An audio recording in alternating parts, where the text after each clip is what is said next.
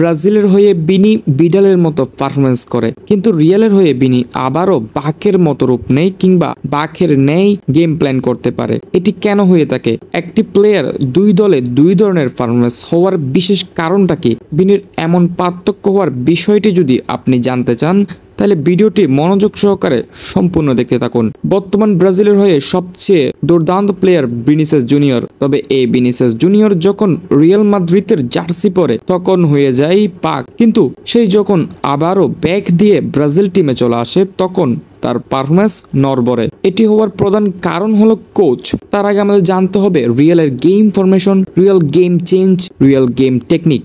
আপনারা যদি খেয়াল করেন রিয়ালের কোচ কার্লো আনচেলত্তি সবসময় দুটি ফরমেশনকেই সবচেয়ে বেশি প্রাধান্য দিয়ে থাকে, একটি লেফট উইঙ্গার আর একটি রাইট উইঙ্গার। কার্লো আনচেলত্তি সবসময় চাই এই দুই প্লেয়ারকে বল ড্রপ আউট করতে পারলেই স্কিলস এর মাধ্যমে তারা সরাসরি দি বক্সের মধ্যে বল নিয়ে যেতে পারবে। আপনারা যদি রিয়ালের কয়েকটি ম্যাচ দেখে থাকেন তাইলে লেফট উইঙ্গারে বিনি খুব দ্রুত গতিতে বলটা ডি বক্সের মধ্যে ইন্ট্রো করতে পারে। আমরা রিয়ালের বিনির গেমটা যদি একটু দেখি, প্রথমত মিডফিল্ডে টনি ক্রুস, বেলিংহাম ও লুকা মদ্রিক এই তিনজন থেকে বিনি প্রথম সহায়তাটা পেয়ে থাকে। বিশেষ করে টনি ক্রুসের পাস একুরেসি এতটাই স্পিড, এতটাই টেকনিক্যালিটি যে সে যে কোনো মুহূর্তে পাস একুরেসি করতে পারে। টনি ক্রুস গুড পাসিং এর মাধ্যমে সরাসরি বিনির পায়ে বল দিতে পারলেই বিনি মিড ওভার থেকে বল রানিং এর মাধ্যমে বিপক্ষ দলের ডি বক্সের মধ্যে বল ইন্ট্রো করতে পারে। পরবর্তীতে স্কিলের মাধ্যমে বল সোজা গোলবারের মধ্যে সমাপ্ত করে। এটি রিয়ালের প্রধান শক্তি।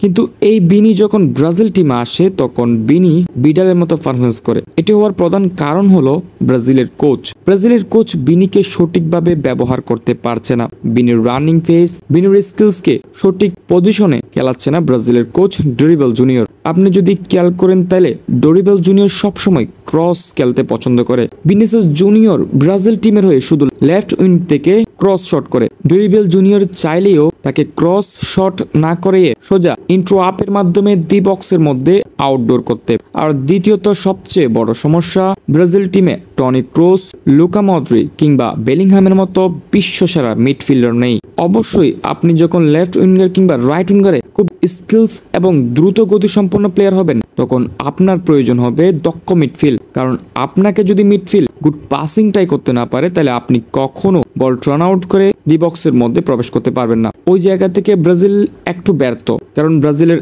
এমন কোনো মিডফিল্ড নেই যে গুড অ্যাকুরেসি পাসিং দিতে পারবে বর্তমান সময়ে, যার কারণে কোচ 3-3-4 ফরমেশনে ব্রাজিল টিমকে খেলায় এবং ব্রাজিল কোচকে ক্রস শট নিতে বাধ্য হতে হয়, যার কারণে বিনির প্রয়োজনীয়তা একটু কম ব্রাজিল টিমে। আমি দিন শেষে এটাই বলতে চাই যে বিনিকে 50% সহায়তা করছে মিডফিল্ডার, কারণ রিয়ালের খুব দক্ষ কোয়ালিটির মিডফিল্ডার রয়েছে এবং 50% তার স্কিল, তার রেস এগুলো তাকে দ্বিতীয়ত সহায়তা করছে, যার কারণে বিনি সবসময় রিয়ালে বাঘের মতো পারফরমেন্স করে। কিন্তু ব্রাজিলের ব্যর্থতার কারণ ব্রাজিলে ভালো মিডফিল্ডার নেই এবং ব্রাজিলের ফরমেশনটা বিনি জন্য প্রযোজ্য নয়। ব্রাজিলের কোচ বিনিকে যোগ্য স্থানে খেলাতে পারছে না।